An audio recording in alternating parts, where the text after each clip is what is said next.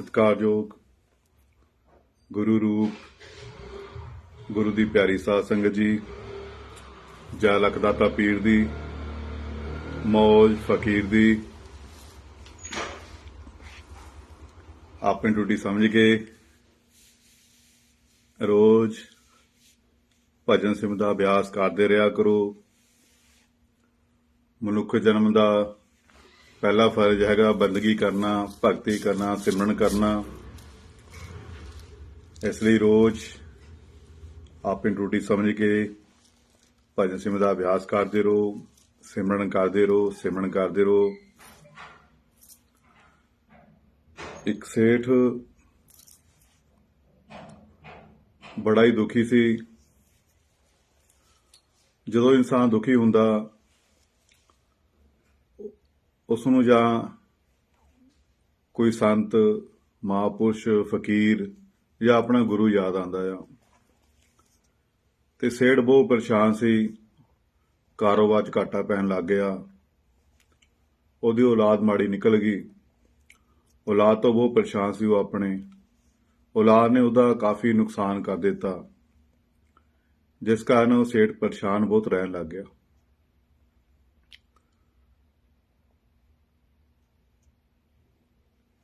ਸੇਠ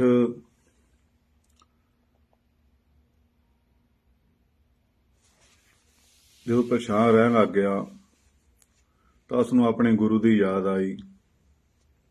ਆਪਣੇ ਗੁਰੂ ਕੋਲ ਗਿਆ ਤਾਂ ਸੇਠ ਨੇ ਕਿਹਾ, ਗੁਰੂ ਜੀ, ਮੈਂ ਬਹੁਤ ਪਰੇਸ਼ਾਨ ਹਾਂ, ਮੈਂ ਬਹੁਤ ਦੁਖੀ ਹਾਂ। ਮੇਰੀ ਔਲਾਦ ਨੇ, ਮੇਰੇ ਬੇਟੇ ਨੇ ਮੇਰਾ ਕਾਫੀ ਨੁਕਸਾਨ ਕਰਾ ਦਿੱਤਾ। ਮੈਂ ਇੰਨੀ ਮਿਹਨਤ ਨਾਲ ਮਰ ਕੇ ਪੈਸਾ ਇਕੱਠਾ ਕੀਤਾ, ਜ਼ਮੀਨਾਂ ਬਣਾਈਆਂ, ਕੰਮ ਕਾਰ ਸੈੱਟ ਕੀਤਾ, ਪਰ ਮੇਰੀ ਔਲਾਦ ਨੇ, ਮੇਰੇ ਬੇਟੇ ਨੇ ਮੇਰਾ ਸਾਰਾ ਹੀ ਉਹ ਪੈਸਾ ਖਰਾਬ ਕਰ ਦਿੱਤਾ। ਮੇਰਾ ਸਾਰਾ ਹੀ ਪੈਸਾ ਉਹ ਉਜਾੜੀ ਜਾ ਰਿਹਾ, ਔਰ ਮੇਰਾ ਕਹਿਣਾ ਵੀ ਨਹੀਂ ਮੰਨਦਾ, ਮੇਰੇ ਮੂਹਰੇ ਬੋਲਦਾ ਆ। ਸੋ ਗੁਰੂ ਜੀ, ਮੇਰਾ ਮਾਰਗਦਰਸ਼ਨ ਕਰੋ। ਤਾਂ ਗੁਰੂ ਨੇ ਕਿਹਾ ਕਿ ਬੇਟੇ ਸੇਠ, ਤੇਰੇ ਪਿਤਾ ਜੀ ਨੇ ਤੈਨੂੰ ਕੀ ਦਿੱਤਾ ਸੀ? ਕਹਿੰਦਾ, ਮਹਾਰਾਜ, ਮੇਰੇ ਪਿਤਾ ਜੀ ਨੇ ਮੈਨੂੰ ਕੁਝ ਵੀ ਨਹੀਂ ਦਿੱਤਾ। ਅਸੀਂ ਗਰੀਬ ਫੈਮਿਲੀ ਵਿੱਚੋਂ ਸੀ, ਔਰ ਮੈਂ ਮਿਹਨਤ ਕੀਤੀ। ਉਸ ਮਿਹਨਤ ਦਾ ਨਤੀਜਾ ਕਿ ਮੈਂ ਬੜਾ ਪੈਸਾ ਇਕੱਠਾ ਕਰ ਲਿਆ, ਬੜੀਆਂ ਜ਼ਮੀਨਾਂ ਬਣਾ ਲਈਆਂ, ਬੈਂਕ ਬੈਲੈਂਸ ਚੰਗਾ ਕਰ ਲਿਆ। ਪਰ ਮੇਰੇ ਪਿਤਾ ਜੀ ਨੇ ਮੈਨੂੰ ਕੁਝ ਨਹੀਂ ਦਿੱਤਾ ਸੀ। ਮੈਂ ਆਪਣੀ ਮਿਹਨਤ ਦੇ ਬਲ ਤੇ ਇੰਨਾ ਕੁਝ ਇਕੱਠਾ ਕੀਤਾ ਆ। ਮੇਰੇ ਪਿਤਾ ਜੀ ਨੇ ਸਿਰਫ ਮੈਨੂੰ ਅੱਛੇ ਸੰਸਕਾਰ ਦਿੱਤੇ ਸੀ, ਹੋਰ ਮੈਨੂੰ ਕੁਝ ਨਹੀਂ ਦਿੱਤਾ ਆ।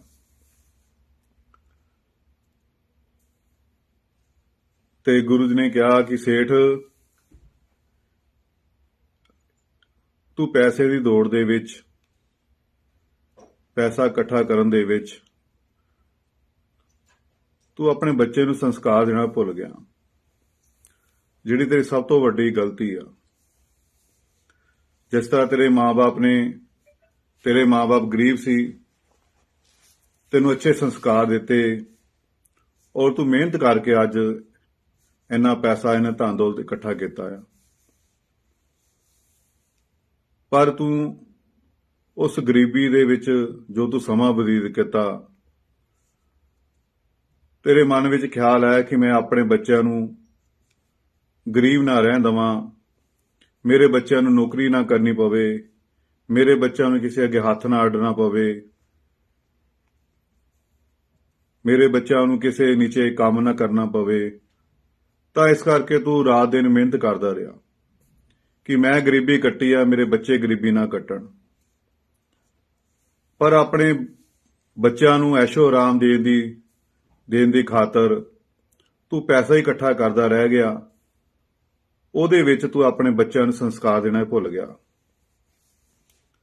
ਤੂੰ ਅੱਜ ਪੈਸਾ ਤਾਂ ਇਕੱਠਾ ਕਰ ਲਿਆ, ਇਹਨਾਂ ਧਨ ਦੌਲਤ ਇਕੱਠਾ ਕਰ ਲਿਆ, ਗੱਡੀਆਂ ਕਾਰਾਂ ਇਕੱਠੀਆਂ ਕਰ ਲਈਆਂ, ਜ਼ਮੀਨਾਂ ਜਾਇਦਾਦਾਂ ਬਣਾ ਲਈਆਂ, ਪਰ ਆਪਣੇ ਬੱਚੇ ਨੂੰ ਸੰਸਕਾਰ ਦੇਣੇ ਭੁੱਲ ਗਿਆ। ਜੇ ਅੱਜ ਸੰਸਕਾਰ ਦਿੱਤੇ ਹੁੰਦੇ ਤੂੰ ਆਪਣੇ ਬੱਚੇ ਨੂੰ, ਤਾਂ ਅੱਜ ਤੇਰਾ ਇੰਨਾ ਘਾਟਾ ਨਾ ਪੈਂਦਾ, ਇੰਨਾ ਤੇਰਾ ਨੁਕਸਾਨ ਨਾ ਹੁੰਦਾ। ਤੂੰ ਇੰਨੀ ਮਿਹਨਤ ਕੀਤੀ ਆ, ਇੰਨਾ ਸਮਾਂ, ਇੰਨੀ ਉਮਰ ਆਪਣੀ ਪੈਸਾ ਇਕੱਠੇ ਕਰਨ ਵਿੱਚ ਲਗਾ ਦਿੱਤੀ। ਅੱਜ ਉਹ ਤੇਰੀ ਔਲਾਦ ਨੇ ਸਾਰੇ ਪੈਸਾ ਤੇਰਾ ਖਰਾਬ ਕਰ ਦਿੱਤਾ, ਤੇਰੀ ਸਾਰੀ ਪ੍ਰਾਪਰਟੀ ਖਰਾਬ ਕਰ ਦਿੱਤੀ, ਉਜਾੜ ਦਿੱਤੀ। ਜੇ ਤੂੰ ਆਪਣੇ ਬੱਚਿਆਂ ਨੂੰ ਅੱਛੇ ਸੰਸਕਾਰ ਦਿੱਤੇ ਹੁੰਦੇ, ਅੱਛੇ ਗੁਣ ਦਿੱਤੇ ਹੁੰਦੇ, ਅੱਜ ਤੈਨੂੰ ਇੰਨਾ ਦੁਖੀ ਹੋਣਾ ਨਾ ਪੈਂਦਾ ਆ। ਸੇਠ ਬਹੁਤ ਸ਼ਰਮਿੰਦਾ ਆਇਆ, ਕਹਿੰਦਾ ਹਾਂਜੀ ਗੁਰੂ ਜੀ, ਮੈਂ ਆਪਣੇ ਬੱਚਿਆਂ ਨੂੰ ਸੰਸਕਾਰ ਦੇਣਾ ਭੁੱਲ ਗਿਆ। ਮੈਂ ਇਹੀ ਸੋਚਦਾ ਰਿਹਾ ਕਿ ਮੈਂ ਗਰੀਬੀ ਕੱਟੀ ਆ, ਮੇਰੇ ਬੱਚੇ ਗਰੀਬੀ ਨਾ ਕੱਟਣ, ਮੇਰੇ ਬੱਚੇ ਨੌਕਰੀ ਨਾ ਕਰਨ, ਮੇਰੇ ਬੱਚੇ ਕਿਸੇ ਅੱਗੇ ਹੱਥ ਨਾ ਫੈਲਾਣ, ਹਨਾ, ਮੈਂ ਆਪਣੇ ਬੱਚਿਆਂ ਨੂੰ ਹਰ ਖੁਸ਼ੀ ਦੇਵਾਂ। ਕਹਿੰਦਾ ਉਸੇ ਦੌੜ ਦੇ ਵਿੱਚ ਮੈਂ ਪੈਸਾ ਇਕੱਠਾ ਕਰਦਾ ਰਿਹਾ, ਪਰ ਆਪਣੇ ਬੱਚਿਆਂ ਨੂੰ ਸੰਸਕਾਰ ਦੇਣੇ ਭੁੱਲ ਗਿਆ। ਉਹ ਗਲਤੀ ਦਾ ਨਤੀਜਾ ਅੱਜ ਕੀ, ਮੈਂ ਸਭ ਕੁਝ ਮੇਰਾ ਜੋ ਮੈਂ ਇਕੱਠਾ ਕੀਤਾ ਸੀ, ਸਾਰੀ ਉਮਰ ਜ਼ਿੰਦਗੀ ਕੰਮ ਕਰਦੇ ਇਕੱਠਾ ਕੀਤਾ ਸੀ, ਉਹ ਮੇਰੇ ਬੱਚਿਆਂ ਨੇ ਅੱਜ ਉਜਾੜ ਦਿੱਤਾ।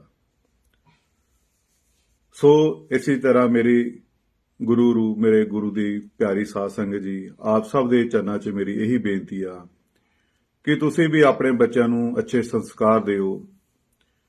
ਹਰ ਮਾਂ-ਬਾਪ ਦੇ ਮਨ ਵਿੱਚ ਹੁੰਦਾ ਕਿ ਮੇਰੇ ਬੱਚੇ ਆਪਣਾ ਕੰਮਕਾਰ ਕਰਨ, ਮੇਰੇ ਬੱਚਿਆਂ ਨੂੰ ਕਿਸੇ ਪ੍ਰਕਾਰ ਦੀ ਕਮੀ ਨਾ ਰਵੇ, ਮੇਰੇ ਬੱਚੇ ਕਿਸੇ ਨੀਚੇ ਨੌਕਰੀ ਨਾ ਕਰਨ, ਕਿਸੇ ਅੱਗੇ ਹੱਥ ਨਾ ਫੈਲਾਣ। ਹਰ ਮਾਂ-ਬਾਪ ਦੇ ਮਨ ਵਿੱਚ ਇਹ ਸੋਚ ਹੁੰਦੀ ਆ, ਹਰ ਮਾਂ-ਬਾਪ ਆਪਣੇ ਇਹ ਸੋਚਦਾ ਆ। ਤੇ ਸੋ ਪਰ ਕਦੇ ਇਹ ਗੱਲ ਹਮੇਸ਼ਾ ਯਾਦ ਰੱਖੋ ਤੁਸੀਂ ਕਿ ਅਸੀਂ ਬੱਚਿਆਂ ਨੂੰ ਅੱਛੇ ਕੱਪੜੇ ਦੇ ਸਕਦੇ ਹਾਂ, ਬੱਚਿਆਂ ਨੂੰ ਅੱਛਾ ਪੜ੍ਹਾ ਲਿਖਾ ਸਕਦੇ ਹਾਂ, ਬੱਚਿਆਂ ਨੂੰ ਚੰਗੇ ਪੜ੍ਹਾਈ ਲਿਖਾਈ ਕਰਾ ਸਕਦੇ ਹਾਂ, ਪਰ ਬੱਚਿਆਂ ਦੇ ਅਸੀਂ ਕਰਮ ਚੇਂਜ ਨਹੀਂ ਕਰ ਸਕਦੇ। ਕਿਉਂਕਿ ਬੱਚਿਆਂ ਦੇ ਕਰਮ ਬੱਚੇ ਦੇ ਨਾਲ ਆ, ਤੁਹਾਡੇ ਕਰਮ ਤੁਹਾਡੇ ਨਾਲ ਆ। ਅਸੀਂ ਬੱਚਿਆਂ ਨੂੰ ਰੋਟੀ ਪਾਣੀ ਵਧੀਆ ਦੇ ਸਕਦੇ ਹਾਂ, ਕੱਪੜਾ ਲੀੜਾ ਵਧੀਆ ਦੇ ਸਕਦੇ ਹਾਂ, ਉਹਨਾਂ ਨੂੰ ਪੜ੍ਹਾਈ ਲਿਖਾਈ ਵਧੀਆ ਕਰਾ ਸਕਦੇ ਹਾਂ, ਹਨਾ, ਪਰ ਉਹਨਾਂ ਦੇ ਬੱਚਿਆਂ ਦੇ ਕਰਮ ਚੇਂਜ ਨਹੀਂ ਕਰ ਸਕਦੇ। ਕਿਉਂਕਿ ਇਨਸਾਨ ਦਾ ਜਿਹੜੇ ਕਰਮ ਇਹ ਪਿੱਛਾ ਨਹੀਂ ਛੱਡਦੇ ਕਦੇ, ਇਹਦਾ ਭੁਗਤਾਨ ਉਸ ਨੂੰ ਕਰਨਾ ਹੀ ਹੁੰਦਾ। ਇਸ ਲਈ ਮੇਰੇ ਆਪ ਸਭ ਦੇ ਇਹੀ ਚਰਨਾਂ 'ਚ ਬੇਨਤੀ ਆ ਕਿ ਆਪਣੇ ਬੱਚਿਆਂ ਨੂੰ ਅੱਛੇ ਸੰਸਕਾਰ ਦਿਓ। ਸੰਸਾਰ ਦੀ ਪੜ੍ਹਾਈ ਦੇ ਨਾਲ ਨਾਲ ਅਧਿਆਤਮ ਦੀ ਪੜ੍ਹਾਈ ਜ਼ਰੂਰ ਕਰਾਓ, ਅਧਿਆਤਮ ਦੀ ਪੜ੍ਹਾਈ ਜ਼ਰੂਰ ਕਰਾਓ, ਪਰਮਾਤਮਾ ਦੇ ਨਾਲ ਜੋੜੋ, ਬੰਦਗੀ ਦੇ ਨਾਲ ਜੋੜੋ, ਸਿਮਰਨ ਦੇ ਨਾਲ ਜੋੜੋ। ਸੰਸਾਰ ਦਾ ਵੀ ਗਿਆਨ ਵੀ ਜ਼ਰੂਰੀ ਆ। ਜੋ ਤੁਸੀਂ ਸੰਸਾਰ ਦੀ ਪੜ੍ਹਾਈ ਪੜ੍ਹਦੇ ਹੋ, ਪੜ੍ਹਾਉਂਦੇ ਹੋ ਆਪਣੇ ਬੱਚਿਆਂ ਨੂੰ, ਜ਼ਰੂਰੀ ਆ ਸੰਸਾਰ ਵਿੱਚ ਰਹਿਣ ਦੇ ਲਈ, ਪਰ ਉਹਦੇ ਨਾਲ ਨਾਲ ਅਧਿਆਤਮ ਦੀ ਪੜ੍ਹਾਈ ਵੀ ਬਹੁਤ ਜ਼ਰੂਰੀ ਆ।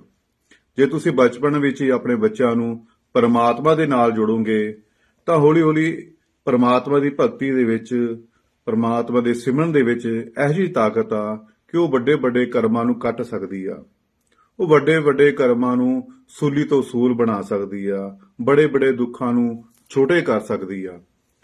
ਤੇ ਇਸ ਕਰਕੇ ਤੁਸੀਂ ਆਪਣੇ ਬੱਚਿਆਂ ਨੂੰ ਅੱਛੇ ਸੰਸਕਾਰ ਦਿਓ, ਆਪਣੇ ਬੱਚਿਆਂ ਨੂੰ ਸੰਸਾਰ ਦੀ ਪੜ੍ਹਾਈ ਦੇ ਨਾਲ ਨਾਲ ਅਧਿਆਤਮ ਦੀ ਪੜ੍ਹਾਈ ਜ਼ਰੂਰ ਕਰਾਓ। ਆਪਣੇ ਬੱਚਿਆਂ ਨੂੰ ਬਚਪਨ ਤੋਂ ਹੀ ਮੋਬਾਈਲ ਦੇਣ ਦੀ ਬਜਾਏ ਆਪਣੇ ਬੱਚਿਆਂ ਨੂੰ ਹੱਥਾਂ ਵਿੱਚ ਗੁਟਕਾ ਫੜਾਓ, ਚਲੀਸਾ ਪੜ੍ਹਨ ਦਿਓ, ਹਨਾ, ਪ੍ਰਭੂ ਦੇ ਸਿਮਰਨ ਦੇ ਨਾਲ ਜੋੜੋ, ਵਾਹਿਗੁਰੂ ਸਿਮਰਨ ਕਰਾਓ, ਹਨਾ, ਰਾਮ ਦਾ ਸਿਮਰਨ ਕਰਾਓ, ਓਮ ਨਮଃ ਸ਼ਿਵਾਏ ਸਿਮਰਨ ਕਰਾਓ। ਬਚਪਨ ਦੇ ਵਿੱਚ ਉਸ ਨੂੰ ਪਰਮਾਤਮਾ ਦੇ ਨਾਲ ਜੋੜਨ ਦੀ ਕੋਸ਼ਿਸ਼ ਕਰੋ। ਕਿਉਂਕਿ ਮਾਂ-ਬਾਪ ਤਾਂ ਮੈਂ ਬਾਰ-ਬਾਰ ਇੱਕੋ ਗੱਲ ਕਹਿੰਦੇ ਆ ਕਿ ਜਿਹੜੇ ਕਰਮ ਆ, ਇਨਸਾਨ ਨੂੰ ਕਰਮ ਭੋਗਣੇ ਪੈਂਦੇ ਹੀ ਪੈਂਦੇ ਆ। ਇਹ ਇਨਸਾਨ ਦਾ ਪਿੱਛਾ ਨਹੀਂ ਛੱਡਦੇ, ਜਿੱਥੇ ਮਰਜੀ ਲੁੱਕ ਕੇ ਬਹਿ ਜਾਵੇ। ਸੋ ਭਗਤੀ ਦੇ ਵਿੱਚ ਐਜੀ ਸ਼ਕਤੀ ਹੁੰਦੀ ਆ, ਨਾਮ ਸਿਮਰਨ ਦੇ ਵਿੱਚ ਐਜੀ ਸ਼ਕਤੀ ਹੁੰਦੀ ਆ, ਉਹ ਵੱਡੇ ਵੱਡੇ ਕਰਮਾਂ ਨੂੰ ਕੱਟ ਸਕਦੀ ਆ, ਉਹ ਸੂਲੀ ਦੇ ਸੂਲ ਬਣਾ ਸਕਦੀ ਆ। ਇਸ ਕਰਕੇ ਆਪਣੇ ਬੱਚਿਆਂ ਨੂੰ ਅੱਛੇ ਸੰਸਕਾਰ ਦਿਓ, ਸੰਸਾਰ ਦੀ ਪੜ੍ਹਾਈ ਵੀ ਕਰਾਓ, ਨਾਲ ਅਧਿਆਤਮ ਦੀ ਪੜ੍ਹਾਈ ਕਰਾਓ। ਆਪਣੇ ਬੱਚਿਆਂ ਨੂੰ ਬਚਪਨ ਤੋਂ ਹੀ ਪਰਮਾਤਮਾ ਦੇ ਨਾਲ ਜੋੜਨਾ ਸ਼ੁਰੂ ਕਰੋ, ਹਨਾ, ਨਾਲ ਉਹ ਸਿਮਰਨ ਕਰੋਗੇ, ਰੋਜ਼ ਅਭਿਆਸ ਹੋਊਗਾ ਤੇ ਇੱਕ ਭਗਤੀ ਦੇ ਵਿੱਚ ਐਜੀ ਸ਼ਕਤੀ ਆ, ਉਹ ਵੱਡੇ ਵੱਡੇ ਕਰਮਾਂ ਨੂੰ ਕੱਟ ਸਕਦੀ ਆ, ਸੂਲੀ ਦੇ ਸੂਲ ਬਣਾ ਸਕਦੀ ਆ। ਫਿਰ ਜਦੋਂ ਅਸੀਂ ਪਰਮਾਤਮਾ ਦੇ ਨਾਲ ਯਾਰੀ ਲਗਾ ਲੈਂਦੇ ਆ, ਪਰਮਾਤਮਾ ਦੇ ਕੋਲ ਆਪਣੇ ਬੱਚਿਆਂ ਨੂੰ ਸਮਰਪਣ ਕਰ ਦਿੰਦੇ ਆ, ਤੇ ਫਿਰ ਅਸੀਂ ਪਰਮਾਤਮਾ ਇਹ ਬੱਚਿਆਂ ਦਾ ਆਪ ਹੀ ਖਿਆਲ ਰੱਖਦਾ ਆ। ਤੇ ਇਸ ਕਰਕੇ ਤੁਸੀਂ ਆਪਣੇ ਬੱਚਿਆਂ ਨੂੰ ਬਚਪਨ ਤੋਂ ਹੀ ਉਹਦੇ ਵੱਲ, ਪਰਮਾਤਮਾ ਵੱਲ ਜੋੜਨ ਦੀ ਕੋਸ਼ਿਸ਼ ਕਰੋ। ਠੀਕ ਆ, ਸਾਰੇ ਮਾਂ-ਬਾਪ ਦਾ ਫਰਜ਼ ਹੁੰਦਾ ਕਿ ਆਪਣੇ ਬੱਚਿਆਂ ਨੂੰ ਸੋਚ ਹੁੰਦੀ ਆ ਕਿ ਮੇਰੇ ਬੱਚੇ ਨੌਕਰੀ ਨਾ ਕਰਨ, ਮੇਰੇ ਬੱਚੇ ਕਿਸੇ ਅੱਗੇ ਹੱਥ ਨਾ ਫੈਲਾਣ, ਮੇਰੇ ਬੱਚਿਆਂ ਨੂੰ ਆਹ ਚੀਜ਼ ਮਿਲ ਜੇ, ਉਹ ਚੀਜ਼ ਮਿਲ ਜਵੇ। ਅਸੀਂ ਦੁਨੀਆ ਦੀ ਹਰ ਚੀਜ਼ ਆਪਣੇ ਬੱਚਿਆਂ ਨੂੰ ਦੇਣ ਦੀ ਕੋਸ਼ਿਸ਼ ਕਰਦੇ ਆ, ਠੀਕ ਹੈ ਨਾ, ਕਿਉਂਕਿ ਹਰ ਇਨਸਾਨ ਆਪਣੇ ਬੱਚਿਆਂ ਨੂੰ ਪਿਆਰ ਕਰਦਾ ਆ। ਪਰ ਅਸੀਂ ਬੱਚਿਆਂ ਨੂੰ ਬਾਰ-ਬਾਰ ਮੈਂ ਇਹ ਗੱਲ ਕਹਿ ਰਿਹਾ, ਬੱਚਿਆਂ ਨੂੰ ਅਸੀਂ ਰੋਟੀ ਵਧੀਆ ਦੇ ਸਕਦੇ ਆ, ਕੱਪੜਾ ਵਧੀਆ ਦੇ ਸਕਦੇ ਆ, ਪੜ੍ਹਾਈ ਲਿਖਾਈ ਵਧੀਆ ਕਰ ਸਕਦੇ ਆ, ਪਰ ਬੱਚੇ ਦੇ ਕਰਮ ਚੇਂਜ ਨਹੀਂ ਕਰ ਸਕਦੇ। ਹਰ ਇਨਸਾਨ ਦੇ, ਹਰ ਬੱਚੇ ਦੇ ਆਪਣੇ ਆਪਣੇ ਕਰਮ ਹੁੰਦੇ ਨੇ। ਬੱਚਾ ਇਨਸਾਨ ਕਰਮਾਂ ਅਨੁਸਾਰ ਹੀ ਉਸ ਨੂੰ ਜੀਵਨ ਮਿਲਦਾ ਆ, ਕਰਮਾਂ ਅਨੁਸਾਰ ਹੀ ਉਸ ਨੂੰ ਦੁੱਖ ਸੁੱਖ ਮਿਲਦੇ ਆ, ਹਨਾ, ਪਰ ਕਰਮਾਂ ਅਨੁਸਾਰ ਹੀ ਉਸ ਨੂੰ ਅਮੀਰੀ ਗਰੀਬੀ ਮਿਲਦੀ ਆ। ਤੇ ਇਸ ਕਰਕੇ ਆਪਣੇ ਬੱਚਿਆਂ ਨੂੰ ਸੰਸਾਰ ਦੀ ਪੜ੍ਹਾਈ ਦੇ ਨਾਲ ਨਾਲ ਅਧਿਆਤਮ ਦੀ ਪੜ੍ਹਾਈ ਜ਼ਰੂਰ ਕਰਾਓ। ਆਪਣੇ ਬੱਚਿਆਂ ਨੂੰ ਪ੍ਰਭੂ ਦੇ ਨਾਲ ਜੋੜੋ, ਆਪ ਵੀ ਬੰਦਗੀ ਕਰੋ ਤੇ ਆਪਣੇ ਬੱਚਿਆਂ ਕੋਲੋਂ ਵੀ ਬੰਦਗੀ ਕਰਾਓ, ਹਨਾ। ਬਹਾਨੇ ਬੱਚੇ ਕੋਈ ਚੀਜ਼ ਮੰਗਦੇ ਆ, ਉਹਨਾਂ ਕੋ ਬੇਟੇ ਸਿਮਰਨ ਕਰ ਪਹਿਲਾਂ, ਹਨਾ, ਭਗਤੀ ਕਰ, ਹਨਾ, ਫਿਰ ਉਹ ਸਿਮਰਨ ਕਰੂੰਗਾ, ਉਹ ਲਾਲਚ ਦਿਓ ਕੋਈ ਨਾ ਕੋਈ ਚੀਜ਼ ਦਾ। ਜਿਸ ਤਰ੍ਹਾਂ ਬਾਬਾ ਫਰੀਦ ਜੀ ਨੂੰ ਉਹਨਾਂ ਦੀ ਮਾਤਾ ਜੀ ਨੇ ਲਾਲਚ ਦਿੱਤਾ ਸੀ, ਗੁੜ ਦਾ ਲਾਲਚ ਦਿੱਤਾ ਸੀ, ਹਨਾ, ਕਿ ਬੇਟੇ ਤੂੰ ਜੇ ਇਬਾਦਤ ਕਰੇਗਾ, ਨਮਾਜ਼ ਪੜ੍ਹੇਗਾ ਤਾਂ ਪ੍ਰਮਾਤਮਾ ਤੈਨੂੰ ਗੁੜ ਦੇਵੇਗਾ, ਸ਼ੱਕਰ ਦੇਵੇਗਾ, ਹਨਾ। ਤੇ ਇਸੇ ਗੱਲ ਗੁੜ ਦੇ ਲਾਲਚ ਪਿੱਛੇ ਉਹ ਬਾਬਾ ਫਰੀਦ ਜੀ ਬੰਦਗੀ ਕਰਨੀ ਸ਼ੁਰੂ ਕਰ ਦਿੱਤੀ। ਤੇ ਅੱਜ ਅਸੀਂ ਉਹ ਬਾਬਾ ਫਰੀਦ ਜੀ ਨੂੰ ਅਸੀਂ ਯਾਦ ਕਰਦੇ ਹਾਂ, ਸਾਰੀ ਦੁਨੀਆ ਯਾਦ ਕਰਦੀ ਆ, ਹਨਾ। ਤੇ ਸੋ ਇਸੇ ਤਰ੍ਹਾਂ ਤੁਸੀਂ ਵੀ ਆਪਣੇ ਬੱਚਿਆਂ ਨੂੰ, ਜੇ ਤੁਹਾਡੇ ਬੱਚੇ ਕੋਈ ਚੀਜ਼ ਮੰਗਦੇ ਆ, ਉਸ ਨੂੰ ਚੀਜ਼ ਦਾ ਲਾਲਚ ਦਿਆ ਕਿ ਬੇਟੇ ਤੈਨੂੰ ਇਹ ਦੇਵਾਂਗੇ, ਪਰ ਤੂੰ ਪਹਿਲਾਂ ਬੰਦਗੀ ਕਰ, ਸਿਮਰਨ ਕਰ, ਹਨਾ। ਇਸੇ ਤਰ੍ਹਾਂ ਹੌਲੀ ਹੌਲੀ ਆਪਾਂ ਜੋੜਾਂਗੇ, ਹੌਲੀ ਹੌਲੀ ਬੱਚੇ ਪੱਕ ਜਾਓਗੇ, ਫਿਰ ਪਰਮਾਤਮਾ ਆਪਣੇ ਬੱਚਿਆਂ ਨੂੰ ਸੰਭਾਲ ਲਵੇਗਾ। ਫਿਰ ਪਰਮਾਤਮਾ ਜੋ ਮਰਜ਼ੀ ਕਰ ਸਕਦਾ, ਹਨਾ। ਪਰਮਾਤਮਾ ਹਰ ਦੁਨੀਆ ਦਾ ਕਿਹੜਾ ਕੰਮ ਨਹੀਂ ਜਿਹੜਾ ਨਹੀਂ ਹੋ ਸਕਦਾ, ਦੁਨੀਆ 'ਚ ਇਹੋ ਜਿਹੀ ਕਿਹੜੀ ਬਿਮਾਰੀ ਜਿਹਦਾ ਇਲਾਜ ਨਹੀਂ ਹੋ ਸਕਦਾ, ਪਰਮਾਤਮਾ ਸਭ ਕੁਝ ਕਰ ਸਕਦਾ। ਪਰ ਸ਼ਰਤ ਇਹ ਹੈ ਕਿ ਤੁਹਾਡੀ ਬੰਦਗੀ ਪੂਰੀ ਹੋਣੀ ਚਾਹੀਦੀ ਆ, ਤੁਹਾਡਾ ਸਿਮਰਨ ਵਧੀਆ ਹੋਣਾ ਚਾਹੀਦਾ, ਤੁਹਾਡਾ ਵਿਸ਼ਵਾਸ ਭਰੋਸਾ ਹੋਣਾ ਚਾਹੀਦਾ। ਜੇ ਤੁਹਾਡਾ ਗੁਰੂ ਦੇ ਪ੍ਰਤੀ ਵਿਸ਼ਵਾਸ ਆ, ਭਰੋਸਾ ਆ, ਹਨਾ, ਜੋ ਤੁਹਾਨੂੰ ਗੁਰੂ ਨੇ ਹੁਕਮ ਦਿੱਤਾ ਬੰਦਗੀ ਕਰਨੀ ਆ, ਸਿਮਰਨ ਕਰਨ ਦਾ, ਉਹ ਤੁਸੀਂ ਪੂਰਾ ਆਪਣੇ ਨੇਮ ਅਨੁਸਾਰ ਕਰਦੇ ਹੋ, ਤਾਂ ਤੁਹਾਨੂੰ ਫਿਰ ਚਿੰਤਾ ਕਰਨ ਦੀ ਲੋੜ ਨਹੀਂ ਹੈਗੀ। ਫਿਰ ਤੁਹਾਡੇ ਗੁਰੂ ਮੁਰਸ਼ਦ, ਉਹ ਪਰਮਾਤਮਾ ਤੁਹਾਡੇ ਬੱਚਿਆਂ ਦਾ ਖਿਆਲ ਰੱਖੇਗਾ। ਇਸ ਕਰਕੇ ਪਰੇਸ਼ਾਨ ਹੋਣ ਦੀ ਲੋੜ ਨਹੀਂ ਹੈਗੀ, ਚਿੰਤਾ ਕਰਨ ਦੀ ਲੋੜ ਨਹੀਂ ਹੈਗੀ। ਇਹ ਜੋ ਵੀ ਧੀਆਂ ਪੁੱਤਰ ਮਿਲਦੇ ਨੇ ਸਾਨੂੰ, ਹਨਾ, ਅਮੀਰੀ ਗਰੀਬੀ ਮਿਲਦੀ ਆ, ਦੁੱਖ ਸੁੱਖ ਮਿਲਦਾ ਆ, ਇਹ ਸਾਨੂੰ ਕਰਮਾਂ ਅਨੁਸਾਰ ਹੀ ਮਿਲਦਾ ਆ। ਜੇ ਅਸੀਂ ਕਰਮ ਕੀਤੇ ਹੁੰਦੇ, ਉਹ ਜਿਹਾ ਸਾਨੂੰ ਭੁਗਤਾਨ ਕਰਨਾ ਪੈਂਦਾ ਆ, ਉਦੋਂ ਹੀ ਸਾਨੂੰ ਜੀਵਨ ਮਿਲਦਾ ਆ। ਜਿਸ ਤਰ੍ਹਾਂ ਬਾਬਾ ਫਰੀਦ ਜੀ ਨੂੰ ਬਚਪਨ ਦੇ ਵਿੱਚ ਉਹਨਾਂ ਦੀ ਮਾਤਾ ਜੀ ਨੇ ਗੁੜ ਦਾ ਲਾਲਚ ਦੇ ਕੇ ਪਰਮਾਤਮਾ ਦੇ ਨਾਲ ਜੋੜਿਆ, ਇਸੇ ਤਰ੍ਹਾਂ ਤੁਸੀਂ ਆਪਣੇ ਬੱਚਿਆਂ ਨੂੰ ਕਿਸੇ ਨਾ ਕਿਸੇ ਚੀਜ਼ ਦਾ ਲਾਲਚ ਦੇ ਕੇ ਉਸ ਪਰਮਾਤਮਾ ਦੇ ਨਾਲ ਜੋੜੋ। ਫਿਰ ਤੁਸੀਂ ਵੀ ਖੁਸ਼ ਰਹੋਗੇ, ਤੁਸੀਂ ਵੀ ਸੁਖੀ ਰਹੋਗੇ, ਤੁਹਾਡਾ ਗੁਰੂ ਵੀ ਸੁਖੀ ਰਹੇਗਾ, ਖੁਸ਼ ਰਹੇਗਾ। ਕਿਉਂਕਿ ਜਦੋਂ ਆਪਣੇ ਬੱਚਿਆਂ ਨੂੰ ਦੁਖੀ ਦੇਖਦਾ ਤਾਂ ਗੁਰੂ ਵੀ ਪਰੇਸ਼ਾਨ ਹੁੰਦਾ ਆ, ਗੁਰੂ ਵੀ ਦੁਖੀ ਹੁੰਦਾ ਕਿ ਮੇਰੇ ਬੱਚੇ ਪਰੇਸ਼ਾਨ ਕਰਦੇ ਆ, ਮੈਂ ਤਾਂ ਇਹਨਾਂ ਨੂੰ ਰਾਜੇ ਮਹਾਰਾਜੇ ਬਣਾਉਣਾ ਚਾਹੁੰਦਾ, ਕਿਉਂਕਿ ਇਹ ਰਾਜੇ ਮਹਾਰਾਜਿਆਂ ਦੇ ਪੁੱਤਰ ਆ, ਇਹ ਐਵੇਂ ਭਿਖਾਰੀ ਬਣੀ ਜਾਂਦੇ ਪਏ ਆ, ਮੰਗਤੇ ਬਣੀ ਜਾਂਦੇ ਪਏ ਆ, ਤੇ ਗੁਰੂ ਇਹ ਦੇ ਦੇ ਕੇ ਦੁਖੀ ਹੁੰਦਾ ਆ। ਗੁਰੂ ਤੁਹਾਨੂੰ ਹਮੇਸ਼ਾ ਖੁਸ਼ ਦੇਖਣਾ ਚਾਹੁੰਦਾ, ਤੁਹਾਨੂੰ ਰਾਜੇ ਮਹਾਰਾਜੇ ਬਣਾਉਣਾ ਚਾਹੁੰਦਾ ਆ, ਪਰ ਉਹਦੇ ਲਈ ਸ਼ਰਤ ਇਹ ਹੈ ਕਿ ਤੁਹਾਨੂੰ ਬੰਦਗੀ ਕਰਨੀ ਪੈਣੀ ਹੈ, ਤੁਹਾਨੂੰ ਰੋਜ਼ ਸਿਮਰਨ ਕਰਨਾ ਪੈਣਾ ਹੈ, ਗੁਰੂ ਤੇ ਭਰੋਸਾ ਰੱਖਣਾ ਪੈਣਾ। ਗੁਰੂ ਨੇ ਸਿਰਫ ਤੁਹਾਨੂੰ ਇੱਕੋ ਕੰਮ ਦਿੱਤਾ, ਸਿਮਰਨ ਕਰਨ ਦਾ। ਘਰ-ਬਾਰ ਛੱਡਣ ਦੀ ਲੋੜ ਨਹੀਂ ਹੈ, ਪਰਿਵਾਰ ਛੱਡਣ ਦੀ ਲੋੜ ਨਹੀਂ ਹੈ, ਕੰਮ-ਕਾਰ ਛੱਡਣ ਦੀ ਲੋੜ ਨਹੀਂ ਹੈ। ਸਵੇਰੇ ਉੱਠ ਕੇ ਆਪਣੇ ਘਰ 'ਚ ਬੈਠ ਕੇ ਅੰਮ੍ਰਿਤ ਵੇਲਾ ਸਿਮਰਨਾ ਆ, ਹਨਾ। ਸਵੇਰੇ ਉੱਠ ਕੇ ਪ੍ਰਭੂ ਦੇ ਚਰਨਾਂ 'ਚ ਹਾਜ਼ਰੀ ਲਗਾਣੀ, ਆਪਣਾ ਸਿਮਰਨ ਦਾ ਅਭਿਆਸ ਕਰਨਾ, ਅੱਖਾਂ ਬੰਦ ਕਰਕੇ ਇੱਥੇ ਧਿਆਨ ਲਗਾਉਣ ਦੀ ਕੋਸ਼ਿਸ਼ ਕਰਨੀ ਆ। ਰੋਜ਼ ਤੁਹਾਡਾ ਅਭਿਆਸ ਹੋਣਾ ਚਾਹੀਦਾ, ਰੋਜ਼ ਤੁਹਾਡੇ ਸਿਮਰਨ ਪੱਕਾ ਹੋਣਾ ਚਾਹੀਦਾ, ਰੋਜ਼ ਤੁਸੀਂ ਡਿਊਟੀ ਨਿਭਾਣੀ ਆ। ਜੇ ਤੁਸੀਂ ਆਪਣਾ ਨਿਯਮ ਪੱਕਾ ਰੱਖੋਗੇ, ਤੁਸੀਂ ਰੋਜ਼ ਡਿਊਟੀ ਨਿਭਾਓਗੇ, ਫਿਰ ਪਰਮਾਤਮਾ ਵੀ ਆਪਣੀ ਡਿਊਟੀ ਨਿਭਾਵੇਗਾ, ਗੁਰੂ ਵੀ ਆਪਣੀ ਡਿਊਟੀ ਨਿਭਾਏਗਾ। ਗੁਰੂ ਦੇਖਿਆ ਕਿ ਬੱਚਾ ਮੇਰਾ ਕਹਿਣਾ ਮੰਨਿਆ, ਮੇਰੀ ਹੁਕਮ ਦੀ ਪਾਲਣਾ ਕੀਤੀ ਆ, ਰੋਜ਼ ਬੰਦਗੀ ਕਰਦਾ, ਰੋਜ਼ ਭਗਤੀ ਕਰਦਾ, ਰੋਜ਼ ਸਿਮਰਨ ਕਰਦਾ, ਫਿਰ ਗੁਰੂ ਆਪ ਹੀ ਤੁਹਾਡੀ ਬੱਚਿਆਂ ਦੀ ਔਰ ਤੁਹਾਡੀ ਵੀ ਸੰਭਾਲ ਕਰੇਗਾ, ਤੁਹਾਡੇ ਬੱਚਿਆਂ ਦੀ ਸੰਭਾਲ ਕਰੇਗਾ। ਇੱਥੇ ਵੀ ਸੰਭਾਲ ਕਰੇਗਾ, ਉੱਥੇ ਵੀ ਸੰਭਾਲ ਕਰੇਗਾ। ਜਿੰਦੇ ਜੀ ਵੀ ਗੁਰੂ ਤੁਹਾਡੀ ਸੰਭਾਲ ਕਰੇਗਾ, ਮਰਨ ਤੋਂ ਬਾਅਦ ਵੀ ਤੁਹਾਡੀ ਸੰਭਾਲ ਕਰੇਗਾ। ਗੁਰੂ ਬਹੁਤ ਵੱਡੀ ਹਸਤੀ ਆ, ਕਰਤਾ ਕਰੇ ਨਾ ਕਰ ਸਕੇ, ਗੁਰੂ ਕਰੇ ਸੋ। ਗੁਰੂ ਦਾ ਬਹੁਤ ਵੱਡਾ, ਪ੍ਰਮਾਤਮਾ ਦੀ ਵੱਡਾ ਰੁਤਬਾ ਗੁਰੂ ਦਾ ਹੁੰਦਾ ਹੈ। ਗੁਰੂ ਜੋ ਮਰਜ਼ੀ ਕਰ ਸਕਦਾ, ਪਰ ਉਹ ਸ਼ਰਤ ਤਾਂ ਕਰੇਗਾ ਜੇ ਤੁਸੀਂ ਰੋਜ਼ ਬੰਦਗੀ ਕਰਦੇ ਹੋ, ਰੋਜ਼ ਸਿਮਰਨ ਕਰਦੇ ਹੋ, ਰੋਜ਼ ਭਗਤੀ ਕਰਦੇ ਹੋ। ਫਿਰ ਦੁਬਾਰਾ ਕਹਿਣਾ, ਆਪਣੇ ਬੱਚਿਆਂ ਨੂੰ ਹਨਾ ਅੱਛੇ ਸੰਸਕਾਰ ਦਿਓ, ਬਚਪਨ ਤੋਂ ਹੀ ਬੱਚਿਆਂ ਨੂੰ ਪਰਮਾਤਮਾ ਦੇ ਨਾਲ ਜੋੜਨ ਦੀ ਕੋਸ਼ਿਸ਼ ਕਰੋ। ਬੱਚੇ ਕੱਚੇ ਭਾਂਡੇ ਹੁੰਦੇ ਆ, ਜਿਸ ਤਰ੍ਹਾਂ ਇੱਕ ਘੁਮਿਆਰ ਜਦੋਂ ਭਾਂਡੇ ਬਣਾਉਂਦਾ ਨਾ, ਤੋਂ ਨਾਲ ਨਾਲ ਉਹ ਮਿੱਟੀ ਨਾਲ ਏਦਾਂ ਹੱਥ ਰੱਖਦਾ ਨਾਲ ਨਾਲ ਆਕਾਰ ਦੇਈ ਜਾਂਦਾ ਹਨਾ। ਇਸੇ ਤਰ੍ਹਾਂ ਉਹ ਕੱਚੀ ਮਿੱਟੀ ਹੁੰਦੀ ਆ, ਜਦੋਂ ਉਹ ਪੱਕ ਗਿਆ ਭਾਂਡਾ ਤਿਆਰ ਹੋ ਗਿਆ ਉਹ ਤੋੜ ਕੇ ਦੁਬਾਰਾ ਨਹੀਂ ਬਣਦਾ ਹੁੰਦਾ। ਇਸੇ ਤਰ੍ਹਾਂ ਬੱਚੇ ਕੱਚੇ ਭਾਂਡੇ ਹੁੰਦੇ ਆ। ਬੱਚਿਆਂ ਨੂੰ ਤੁਸੀਂ ਬਚਪਨ ਦੇ ਵਿੱਚ ਜਿਸ ਤਰ੍ਹਾਂ ਤੁਸੀਂ ਆਕਾਰ ਦੇ ਦੋਗੇ, ਜਿਸ ਪਾਸੇ ਤੁਸੀਂ ਉਹਨੂੰ ਤੋੜ ਦੋਗੇ, ਉਹਨੇ ਉਹੀ ਰੰਗ ਵਿੱਚ ਰੰਗ ਜਾਣਾ ਆ। ਪਰ ਅਸੀਂ ਅਫਸੋਸ ਦੀ ਗੱਲ ਆ, ਅਸੀਂ ਬਚਪਨ ਦੇ ਵਿੱਚ ਜਦੋਂ ਬੱਚੇ ਛੋਟੇ ਹੁੰਦੇ ਆ ਅਸੀਂ ਬੱਚਿਆਂ ਵੱਲ ਧਿਆਨ ਨਹੀਂ ਦਿੰਦੇ। ਅਸੀਂ ਬੱਚਿਆਂ ਨੂੰ ਮੋਬਾਈਲ ਫੜਾ ਦਿੱਤੇ ਹਨਾ, ਤਰ੍ਹਾਂ ਤਰ੍ਹਾਂ ਡਾਂਸ ਕਰਨੇ ਸਿਖਾ ਦਿੱਤੇ, ਪਰ ਅਸੀਂ ਪਰਮਾਤਮਾ ਦੇ ਨਾਲ ਨਹੀਂ ਜੋੜਦੇ ਹਨਾ। ਅੱਜ ਫੇਸਬੁੱਕ ਤੇ ਦੇਖਦੇ ਆ 8-8 9-9 ਸਾਲ ਦੀਆਂ ਕੁੜੀਆਂ ਹਾਂ ਧੀਆਂ, ਉਹ ਪਤਾ ਨਹੀਂ ਕਿੱਦਾਂ ਦੇ ਕੱਪੜੇ ਪਾ ਕੇ ਡਾਂਸ ਕਰਦੀਆਂ, ਕਿੱਦਾਂ ਦੇ ਠੁਮਕੇ ਲਗਾਉਂਦੇ ਆ ਹਨਾ। ਇਹ ਚੀਜ਼ਾਂ ਨਹੀਂ ਹੋਣੀ ਚਾਹੀਦੀਆਂ। ਆਪਣੇ ਬੱਚਿਆਂ ਨੂੰ ਤੁਸੀਂ ਪਹਿਲੇ ਹੀ ਖਰਾਬ ਕਰਨ ਲੱਗੇ ਹੋਏ ਆ ਆਪਣੇ ਹਨਾ, ਤੇ ਜੜੀ ਜੇ ਖਰਾਬ ਹੋ ਗਈ ਤੇ ਬੁੱਟਾ ਅੱਗੇ ਆ ਕੇ ਖਰਾਬ ਹੋਣਾ ਹੀ ਹੋਣਾ ਹੈ। ਤੇ ਇਸ ਕਰਕੇ ਆਪਣੇ ਬੱਚਿਆਂ ਨੂੰ ਇਹ ਚੀਜ਼ਾਂ ਤੋਂ, ਰੀਲਾਂ ਤੋਂ ਪਿੱਛਾ ਕਰਕੇ ਇਹਨਾਂ ਬੱਚਿਆਂ ਨੂੰ ਪ੍ਰਮਾਤਮਾ ਦੇ ਨਾਲ ਜੋੜਨਾ ਸ਼ੁਰੂ ਕਰੋ। ਪ੍ਰਮਾਤਮਾ ਦੀ ਬੰਦਗੀ ਦੇ ਨਾਲ ਜੋੜਨਾ ਸ਼ੁਰੂ ਕਰੋ। ਜੋ ਕੱਚੇ ਭਾਂਡੇ ਜਿੱਦਾਂ ਤੁਸੀਂ ਇਹਨੂੰ ਢਾਲੋਗੇ ਨਾ ਉਧਰ ਢਲ ਜਾਣਾ। ਪਰ ਬੜੇ ਅਫਸੋਸ ਦੀ ਗੱਲ ਹੈ, ਤੁਸੀਂ ਆਪਣੇ ਬੱਚੇ ਜੋ ਛੋਟੇ ਹੁੰਦੇ ਉਦੋਂ ਧਿਆਨ ਨਹੀਂ ਦਿੰਦੇ। ਜਦੋਂ ਬੱਚੇ ਵੱਡੇ ਹੋ ਜਾਂਦੇ ਆ ਫਿਰ ਕਹਿਣਾ ਨਹੀਂ ਮੰਨਦੇ ਤੁਹਾਡਾ, ਫਿਰ ਤੁਹਾਡੇ ਮੂਹਰੇ ਬੋਲਦੇ ਆ ਹਨਾ, ਫਿਰ ਤੁਸੀਂ ਦੁਖੀ ਹੁੰਦੇ ਹੋ, ਫਿਰ ਪਰੇਸ਼ਾਨ ਹੁੰਦੇ ਹੋ, ਫਿਰ ਸੰਤਾਂ ਮਹਾਂਪੁਰਸ਼ਾਂ ਕੋ ਜਾਂਦੇ ਆ, ਫਕੀਰਾਂ ਕੋ ਜਾਂਦੇ ਆ, ਫਿਰ ਕਦੇ ਮੰਦਰ ਮੱਥੇ ਟੇਕਦੇ ਆ, ਕਦੇ ਗੁਰਦੁਆਰੇ ਮੱਥੇ ਟੇਕਦੇ ਆ, ਨੱਕ ਘਸਾਈ ਜਾਂਦੇ ਆ ਕਦੇ। ਪਰ ਕਸੂਰ ਤਾਂ ਸਾਡਾ ਆਪ ਦਾ ਆ। ਅਸੀਂ ਜਦੋਂ ਬੱਚੇ ਛੋਟੇ ਸੀ ਅਸੀਂ ਉਹਨਾਂ ਵੱਲ ਧਿਆਨ ਨਹੀਂ ਦਿੱਤਾ, ਉਹਨਾਂ ਦਾ ਖਿਆਲ ਨਹੀਂ ਰੱਖਿਆ ਹਨਾ। ਉਹਨਾਂ ਨੂੰ ਸਿਰਫ ਇਹੀ ਮਨ ਚ ਰੱਖਿਆ ਕਿ ਅਸੀਂ ਬੱਚਿਆਂ ਨੂੰ ਸਾਰੀ ਜ਼ਰੂਰਤਾਂ ਪੂਰੀਆਂ ਕਰਨੀਆਂ, ਸਾਰੀਆਂ ਸਹੂਲਤਾਂ ਦੇਣੀਆਂ, ਸਾਰਾ ਐਸ਼ੋ ਆਰਾਮ ਦੇਣਾ, ਗੱਡੀਆਂ ਕਾਰਾਂ ਦੇਣੀਆਂ, ਜ਼ਮੀਨਾਂ ਜਾਇਦਾਦਾਂ ਦੇਣੀਆਂ, ਧਨ ਦੌਲਤ ਦੇਣਾ, ਪਰ ਬੱਚਿਆਂ ਨੂੰ ਸੰਸਕਾਰ ਦੇਣੇ ਭੁੱਲ ਜਾਂਦੇ ਆ।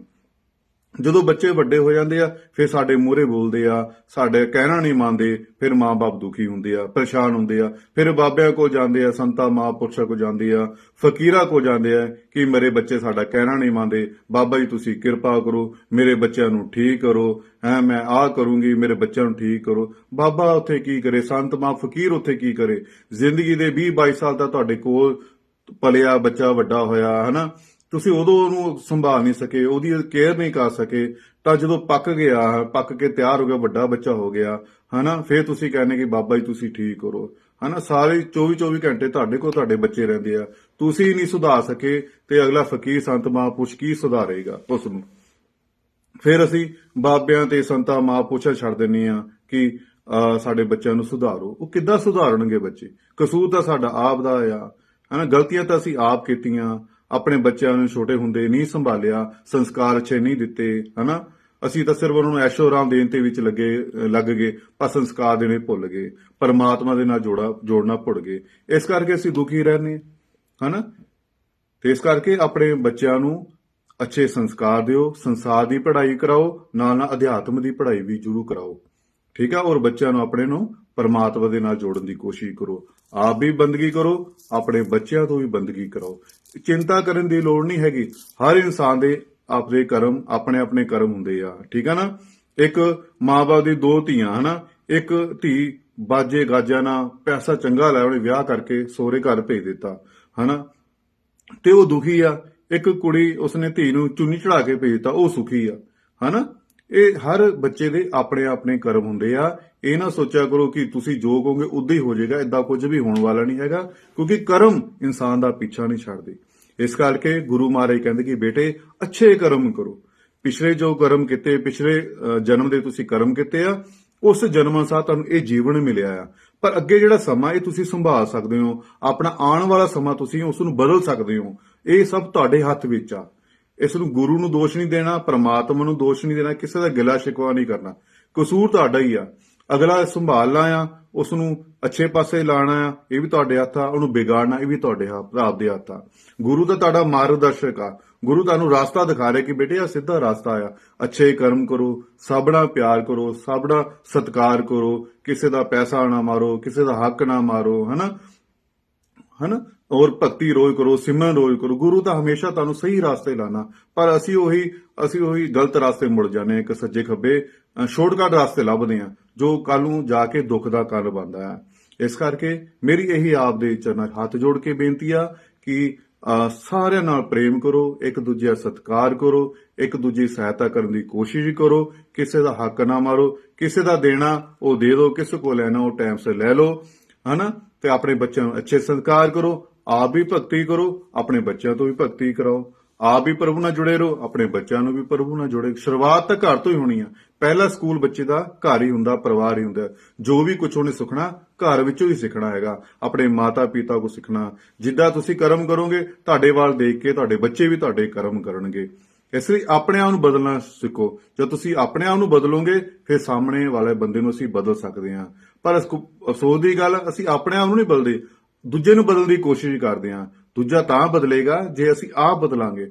ਪਹਿਲਾਂ ਸ਼ੁਰੂਆਤ ਸਾਨੂੰ ਆਪਣੇ ਆਪ ਤੋਂ ਕਰਨੀ ਪੈਣੀ ਹੈ। ਇਸੇ ਤਰ੍ਹਾਂ ਤੁਸੀਂ ਵੀ ਬੰਦਗੀ ਕਰੋ। ਤੁਸੀਂ ਬੰਦਗੀ ਕਰੋਗੇ, ਤੁਹਾਡੇ ਵੱਲ ਦੇਖ ਕੇ ਤੁਹਾਡੇ ਬੱਚੇ ਬੰਦਗੀ ਕਰਨਗੇ, ਤੁਹਾਡੇ ਵੱਲ ਦੇਖ ਕੇ ਤੁਹਾਡੇ ਬੱਚੇ ਭਗਤੀ ਕਰਨਗੇ। ਇਸ ਕਰਕੇ ਜਿਸ ਤਰ੍ਹਾਂ ਉਹ ਸੇਠ ਪਰੇਸ਼ਾਨ ਸੀ, ਦੁਖੀ ਸੀ ਕਿ ਮੈਂ ਇੰਨੀ ਮਿਹਨਤ ਲਾ ਕੇ, ਇੰਨੀ ਗਰੀਬੀ ਦੇ ਵਿੱਚ ਆਪਣੀ ਲੜਾਈ ਕਰਕੇ ਔਰ ਸੰਘਰਸ਼ ਕਰਕੇ ਮੈਂ ਇੰਨਾ ਪੈਸਾ ਇਕੱਠਾ ਕੀਤਾ, ਇੰਨਾ ਧਨ ਦੌਲਤ ਇਕੱਠਾ ਕੀਤਾ, ਇੰਨੀ ਜ਼ਮੀਨਾਂ ਜਾਇਦਾਦਾਂ ਬਣਾਈਆਂ, ਇੰਨੀਆਂ ਮੈਂ ਕੋਠੀਆਂ ਕਾਰਾਂ ਬਣਾਈਆਂ, ਪਰ ਮੇਰੀ ਔਲਾਦ ਨੇ ਸਾਰਾ ਕੁਝ ਹੀ ਉਜਾੜ ਦਿੱਤਾ। ਕਿਉਂਕਿ ਅਸੀਂ ਬੱਚਿਆਂ ਨੂੰ ਸੰਸਕਾਰ ਦੇਣੇ ਭੁੱਲ ਗਏ। ਅਸੀਂ ਐਸ਼ੋ ਆਰਾਮ ਤਾਂ ਦੇਣ ਦੀ ਕੋਸ਼ਿਸ਼ ਕੀਤੀ, ਪਰ ਉਹਦੇ ਵਿੱਚ ਸੰਸਕਾਰ ਦੇਣੇ ਭੁੱਲ ਗਏ, ਜਿਸ ਕਰਕੇ ਸੇਠ ਬਹੁਤ ਦੁਖੀ ਆ। ਇਸ ਕਰਕੇ ਕੱਲ ਨੂੰ ਤੁਸੀਂ ਵੀ ਨਾ ਦੁਖੀ ਹੋਵੋ, ਦੁਖੀ ਹੋਈਓ। ਇਸ ਕਰਕੇ ਆਪਣੇ ਬੱਚਿਆਂ ਨੂੰ ਅੱਛੇ ਸੰਸਕਾਰ ਦਿਓ। ਜੇ ਤੁਹਾਡਾ ਔਲਾਦ, ਤੁਹਾਡੇ ਬੱਚੇ ਅੱਛੇ ਨੇ, ਤੁਸੀਂ ਅੱਛੇ ਸੰਸਕਾਰ ਦਿੱਤੇ ਆ, ਫਿਰ ਤੁਸੀਂ ਗਰੀਬੀ ਵੀ ਬੱਚੇ ਨੂੰ ਦੇ ਦੋਗੇ ਤਾਂ ਉਹ ਮਿਹਨਤ ਕਰਕੇ ਬੜਾ ਕੁਝ ਕਮਾ ਕੇ ਇਕੱਠਾ ਕਰ ਸਕਦੇ ਆ। ਜੇ ਤੁਸੀਂ ਆਪਣੇ ਬੱਚਿਆਂ ਨੂੰ ਅੱਛੇ ਸੰਸਕਾਰ ਨਹੀਂ ਦਿੱਤੇ ਤੇ ਪਰ ਉਹ ਅੱਛੇ ਸੰਸਕਾਰ ਨਹੀਂ ਦੋਗੇ, ਫਿਰ ਤੁਸੀਂ ਜਿੰਨਾ ਮਰਜ਼ੀ ਧਨ ਦੌਲਤ ਦੇ ਦਿਓ, ਉਹਨਾਂ ਸਾਰਾ ਹੀ ਉਜਾੜ ਦੇਣਾ ਹੈ। ਅੱਛੀ ਔਲਾਦ ਨਿਕਲ ਜਾਵੇ ਤੇ ਉਹ ਘਰ ਨੂੰ ਸਵਰਗ ਬਣਾ ਦਿੰਦੀ ਆ, ਤੇ ਮਾੜੀ ਔਲਾਦ ਨਿਕਲ ਜਾਵੇ ਤਾਂ ਉਹ ਘਰ ਨੂੰ ਨਰਕ ਬਣਾ ਦਿੰਦੀ ਆ। ਸੋ ਇਹ ਸਭ ਤੁਹਾਡੇ ਆਪ ਦੇ ਹੱਥ ਵਿੱਚ ਆ। ਠੀਕ ਹੈ, ਜਿਸ ਤਰ੍ਹਾਂ ਤੁਸੀਂ ਕਰਮ ਕਰੋਗੇ, ਤੁਹਾਡੇ ਵੱਲ ਦੇਖ ਕੇ ਤੁਹਾਡੇ ਬੱਚੇ ਕਰਮ ਕਰਨਗੇ, ਤੇ ਤੁਸੀਂ ਵੀ ਇੱਧਰ ਉੱਧਰ ਮੂੰਹ ਮਾਰੋਗੇ, ਤੁਹਾਡੇ ਬੱਚੇ ਵੀ ਮੂੰਹ ਮਾਰਨਗੇ। ਠੀਕ ਹੈ ਨਾ। ਤੇ ਇਸ ਕਰਕੇ ਅੱਛੇ ਕਰਮ ਕਰੋ, ਇੱਕ ਦੂਜੇ ਨਾਲ ਪ੍ਰੇਮ ਕਰੋ, ਇੱਕ ਦੂਜੇ ਦੀ ਸਹਾਇਤਾ ਕਰੋ, ਔਰ ਅੰਮ੍ਰਿਤ ਵੇਲੇ ਸੰਭਾਲ ਕਰੋ। ਗੁਰੂ ਵੀ ਖੁਸ਼ ਤੇ ਤੁਸੀਂ ਵੀ ਖੁਸ਼। ਠੀਕ ਹੈ। ਦਾਸ ਦੀ ਬੇਨਤੀ ਪ੍ਰਵਾਨ ਕਰਨੀ ਆ। ਦਾਸ ਦੇ ਕੋਲ ਕੁਝ ਬੋਲਣ ਵਿੱਚ ਗਲਤੀ ਹੋ ਗਈ ਹੋਵੇ ਤਾਂ ਆਪਣੀ ਚਰਨਾਂ ਦੀ ਧੂੜ ਸਮਝ ਕੇ ਮਾਫ ਕਰਨਾ। ਅੱਛੇ ਵਿਚਾਰ ਲੱਗੇ ਹੁਣ ਤਾਂ ਆਪਣੇ ਜੀਵਨ ਵਿੱਚ ਢਾਲਣ ਦੀ ਕੋਸ਼ਿਸ਼ ਕਰਨੀ ਆ। ਕੋਸ਼ਿਸ਼ ਕਰਿਆ ਕਰੋ ਅੰਮ੍ਰਿਤ ਵੇਲਾ ਸੰਭਾਲਣ ਦੀ। ਆਪਣੇ ਨਾਲ ਲੜੋ, ਆਪਣੇ ਮਨ ਨਾਲ ਲੜਨਾ ਪੈਣਾ। ਆਪਣੇ ਆਪ ਨਾਲ ਲੜਾਈ ਆਏ। ਠੀਕ ਹੈ ਨਾ। ਜੇ ਤੁਸੀਂ ਆਪਣੇ ਆਪ ਨਾਲ ਲੜ ਸਕਦੇ, ਦੂਜੇ ਨੇ ਕਿੱਦਾਂ ਕਰ ਸਕਦੇ? ਆਪਣੇ ਆਪ ਤੇ ਕਾਬੂ ਪਾਓ ਪਹਿਲਾਂ। ਆਪਣੇ ਮਨ ਤੇ ਕਾਬੂ ਪਾਓ। ਉਹ ਤਾਂ ਹੋਵੇਗਾ ਜੇ ਤੁਸੀਂ ਰੋਜ਼ ਸਿਮਰਨ ਕਰੋਗੇ, ਰੋਜ਼ ਅਭਿਆਸ ਕਰੋਗੇ। ਸਵੇਰੇ ਉੱਠ ਕੇ ਇਕਾਗਰ ਹੋ ਕੇ ਬਹਿ ਜਾ ਕਰੋ, ਬਾਹਰੋਂ ਧਿਆਨ ਹਟਾ ਕੇ ਆਪਣੇ ਅੰਦਰ ਇੱਥੇ ਧਿਆਨ ਜੋੜ ਲਿਆ ਕਰੋ। ਜਿੰਨੀ ਤੁਹਾਡੀ ਵੱਧ ਤੋਂ ਵੱਧ ਸੀਟਿੰਗ ਹੋਵੇਗੀ, ਤੁਹਾਡਾ ਸਮੇਂ ਵੱਧੇਗਾ ਬੈਠਣ ਦਾ, ਉਨੀ ਤੁਹਾਨੂੰ ਆਨੰਦ ਮਿਲਣਾ ਸ਼ੁਰੂ ਹੋ ਜਾਏਗਾ। ਠੀਕ ਹੈ ਨਾ। ਅੰਦਰ ਹੀ ਘਰੇ ਪਰਮਾਤਮਾ ਹੈਗਾ, ਤੁਹਾਡੇ ਅੰਦਰ ਹੀ ਪਰਮਾਤਮਾ ਹੈਗਾ, ਬਾਹਰ ਕਿਸੇ ਨੂੰ ਨਹੀਂ ਮਿਲਿਆ ਹੈਗਾ। ਇਸ ਕਰਕੇ ਇੱਧਰ ਉੱਧਰ ਜਾਣਾ ਛੱਡ ਦਿਓ, ਬਾਹਰ ਦੀ ਭੱਜ ਨੱਠ ਬੰਦ ਕਰ ਦਿਓ। ਘਰ 'ਚ ਬੈਠ ਕੇ ਆਪਣੇ ਅੰਤਰ ਵਿੱਚ ਇਸ ਪਰਮਾਤਮਾ ਨੂੰ ਦੇਖਣ ਦੀ ਕੋਸ਼ਿਸ਼ ਕਰੋ, ਅੰਤਰ ਦੀ ਯਾਤਰਾ ਤੈਅ ਕਰੋ। ਜੋ ਕੁਝ ਵੀ ਹੈ ਅੰਦਰ ਹੀ ਹੈ, ਬਾਹਰ ਕੁਝ ਨਹੀਂ। ਬਾਹਰ ਤਾਂ ਇੱਕ ਭੁਲੇਖਿਆ, ਐਵੇਂ ਸਮਾਂ ਖਰਾਬ ਕਰਦੇ ਪਏ ਬਾਹਰ। ਜੋ ਵੀ ਇਹਨਾਂ ਅੱਖਾਂ ਨਾਲ ਅਸੀਂ ਦੇਖਦੇ ਪਏ ਹਾਂ ਸੰਸਾਰ ਦੇ ਵਿੱਚ, ਸਾਰਾ ਕੁਝ ਵੀ ਖਤਮ ਹੋਣ ਵਾਲਾ ਹੈ। ਸਭ ਝੂਠਾ, ਸੱਚ ਨਹੀਂ ਹੈਗਾ। ਇਸ ਕਰਕੇ ਆਪਣੇ ਅੰਦਰ ਵਿੱਚ ਆ ਜਾਓ, ਰੋਜ਼ ਅਭਿਆਸ ਕਰੋ, ਰੋਜ਼ ਸਿਮਰਨ ਕਰੋ, ਆਪਣਾ ਸਵਾਸ ਦਾ ਸਿਮਰਨ ਕਰੋ, ਆਪਣੇ ਮਨ ਤੋਂ ਸਿਮਰਨ ਕਰਾਓ, ਔਰ ਇੱਥੇ ਧਿਆਨ ਲਾਉਣ ਦੀ ਕੋਸ਼ਿਸ਼ ਕਰੋ। ਕਿਸੇ ਵੀ ਗੁਰੂ ਪੀਰ ਦਾ, ਸੰਤ ਮਹਾਂਪੁਰਸ਼ ਦਾ, ਦੇਵੀ ਦੇਵਤੇ ਦਾ ਕਿਸੇ ਦਾ ਧਿਆਨ ਨਹੀਂ ਧਰਨਾ। ਪਹਿਲਾਂ ਇੱਥੇ ਦੇਖੋ, ਹਨੇਰਾ ਆਊਗਾ ਤੁਹਾਨੂੰ, ਪਹਿਲਾਂ ਹਨੇਰੇ ਤੋਂ ਸਟਾਰਟ ਹੀ ਹੋਊਗੀ। ਅੱਛਾ, ਇੱਥੇ ਹਨੇਰੇ 'ਚ ਦੇਖਣ ਦੀ ਕੋਸ਼ਿਸ਼, ਇੱਕ ਜਗ੍ਹਾ ਧਿਆਨ ਲਗਾ ਲਓ ਬਸ। ਉਸ ਹਨੇਰੇ ਦਾ ਪਿੱਛਾ ਕਰਨਾ ਬਸ। ਹੌਲੀ ਹੌਲੀ ਆਪ ਹੀ ਪ੍ਰਕਾਸ਼ ਆਵੇਗਾ, ਫਿਰ ਉਹ ਪ੍ਰਕਾਸ਼ ਦਾ ਪਿੱਛਾ ਕਰਨਾ। ਆਪਣੇ ਅੰਤਰ ਵਿੱਚ ਸਿਮਰਨ ਕਰਦੇ ਰਹੋ। ਤੁਹਾਡੇ ਬੁੱਲ ਵੀ ਨਹੀਂ ਹਿੱਲਣੇ ਚਾਹੀਦੇ, ਤੁਹਾਡੀ ਜੀਭ ਵੀ ਨਹੀਂ ਹਿੱਲਣੀ ਚਾਹੀਦੀ। ਅੰਤਰ ਵਿੱਚ ਸਿਮਰਨ ਕਰੋ ਆਪਣਾ, ਇੱਕ ਜਗ੍ਹਾ ਧਿਆਨ ਇਕਾਗਰ ਕਰੋ। ਜੇ ਤੁਸੀਂ ਕਲਪਨਾ ਕਰੋਗੇ, ਕੋਈ ਫੋਟੋ ਲਿਆਉਣ ਦੀ ਕੋਸ਼ਿਸ਼ ਕਰੋਗੇ, ਕਿਸੇ ਤਸਵੀਰ ਲਿਆਉਣ ਦੀ ਕੋਸ਼ਿਸ਼ ਕਰੋਗੇ, ਤਾਂ ਤੁਹਾਡਾ ਮਨ ਕਦੇ ਵੀ ਇਕਾਗਰ ਨਹੀਂ ਹੋਵੇਗਾ। ਇਹ ਬਾਹਰ ਭਟਕਣਾ ਸ਼ੁਰੂ ਹੋ ਜਾਏਗਾ, ਕਦੇ ਕੁਝ ਯਾਦ ਆ, ਕਦੇ ਕੁਝ ਯਾਦ ਆ ਗਿਆ। ਇਸ ਕਰਕੇ ਕਿਸੇ ਦਾ ਧਿਆਨ ਧਰਨ ਦੀ ਲੋੜ ਨਹੀਂ ਹੈ, ਸਿਰਫ ਇੱਥੇ ਧਿਆਨ ਲਗਾਓ ਬਸ ਆਪਣੇ ਅੰਤਰ ਵਿੱਚ। ਇਹ ਇੱਕ ਦਿਨ ਕਰਨ ਵਾਲਾ ਕੰਮ ਨਹੀਂ, 2 ਦਿਨ ਕਰਨ ਵਾਲਾ ਕੰਮ ਨਹੀਂ, ਇਹ ਰੋਜ਼ ਕਰਨ ਵਾਲਾ ਕੰਮ ਆ। ਠੀਕ ਆ। ਕੋਈ ਛੁੱਟੀ ਨਹੀਂ ਕਰਨੀ ਹੈਗੀ, ਤੁਸੀਂ ਰੋਜ਼ ਅਭਿਆਸ ਕਰਨਾ ਹੈ। ਠੀਕ ਆ। ਉਹ ਸਫ਼ਰ ਇਹ ਜਿਹਾ ਸਫ਼ਰ ਹੈ, ਇਹ ਖਤਮ ਹੋਣ ਵਾਲਾ ਸਫ਼ਰ ਨਹੀਂ ਹੈਗਾ।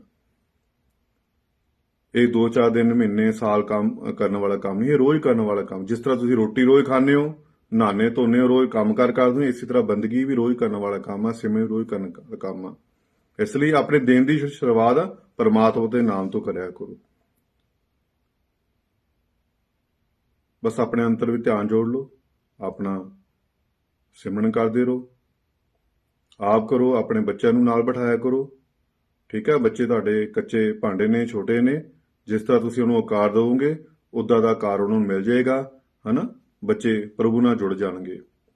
ਬਚਪਨ ਤੋਂ ਹੀ ਬੱਚਿਆਂ ਵੱਲ ਧਿਆਨ ਦੇਣ ਦੀ ਕੋਸ਼ਿਸ਼ ਕਰਿਆ ਕਰੋ, ਹਨਾ। ਪੈਸਾ ਸਭ ਕੁਝ ਵੀ ਨਹੀਂ ਹੈ, ਕਹਿੰਦੇ ਪੈਸਾ ਰੱਬ ਨਹੀਂ ਤੇ ਰੱਬ ਨਾਲੋਂ ਘੱਟ ਵੀ ਨਹੀਂ ਹੈਗਾ, ਪਰ ਬੱਚੇ ਜਿਹੜੇ ਕਰਮ ਹੁੰਦੇ ਨਾ, ਕਰਮ ਪਿੱਛਾ ਨਹੀਂ ਇਨਸਾਨ ਦਾ ਛੱਡਦੇ। ਪਰਮਾਤਮਾ ਤੋਂ ਬਚਿਆ ਜਾ ਸਕਦਾ ਆ, ਪਰ ਕਰਮਾਂ ਤੋਂ ਬਚਣਾ ਬਹੁਤ ਮੁਸ਼ਕਲ। ਕਰਮ ਇਨਸਾਨ ਦਾ ਪਿੱਛਾ ਨਹੀਂ ਛੱਡਦੇ। ਤੇ ਇਸ ਲਈ ਅੱਛੇ ਕਰਮ ਕਰੋ, ਸਭ ਨਾਲ ਪਿਆਰ ਕਰੋ, ਰੋਜ਼ ਬੰਦਗੀ ਕਰੋ, ਰੋਜ਼ ਸਿਮਰਨ ਕਰੋ। ਭਗਤੀ ਕਰਕੇ ਛੁਟਕਾਰਾ ਮਿਲਣਾ ਹੈ, ਭਗਤੀ ਕਰਕੇ ਹੀ ਪਰਮਾਤਮਾ ਮਿਲਣਾ ਹੈ, ਭਗਤੀ ਕਰਕੇ ਹੀ ਮੁਕਤੀ ਮਿਲਣੀ ਹੈ, ਭਗਤੀ ਕਰਕੇ ਹੀ ਸੁੱਖ ਮਿਲਣਾ ਹੈ, ਭਗਤੀ ਕਰਕੇ ਹੀ ਆਨੰਦ ਮਿਲਣਾ ਹੈ। ਔਰ ਠੀਕ ਹੈ, ਇਸ ਲਈ ਰੋਜ਼ ਸਿਮਰਨ ਕਰੋ, ਰੋਜ਼ ਭਗਤੀ ਕਰੋ, ਬੰਦਗੀ ਕਰੋ। ਜੈ ਲਖ ਦਾਤਾ ਪੀਰ ਦੀ, ਮੌਜ ਫਕੀਰ ਦੀ।